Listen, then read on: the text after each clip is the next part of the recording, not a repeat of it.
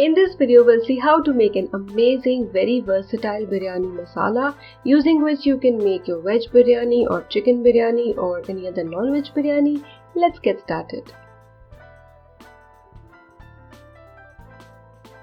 Let's first take all the spices together in the pan. So first is half cup whole coriander, that is Sabut Dhaniya, 4 teaspoon cumin, that is Jeera, 4 teaspoon Caraway seeds, Shahi Jeera, 2 teaspoon black pepper, Kaali Mirch. So I'm using the standard measuring cups and spoons, where 1 cup is 240 ml and it has tablespoons and teaspoons.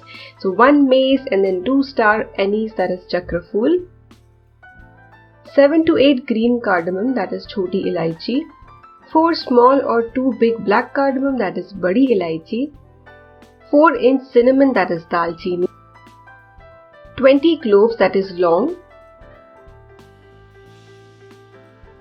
and 2 bay leaves. And now next we're going to roast these masalas, these spices. So keep the flame between low to medium, and then continuously you need to mix everything and roast these masalas for 3 to 4 minutes. And you would get a very nice aroma, very nice fragrance of these spices. Immediately transfer to another plate. Do not let the spices sit in the same pan in which you roasted them. Spread the spices in your plate so that they cool down faster. To make this process even faster, you can place a wire rack or a stand below your plate so that there's better circulation all around the plate and the spices would cool down faster. Due to the roasting, the spices would be nice and crunchy and would be easier to grind. Transfer the spices to your mixer grinder jar and make a fine powder.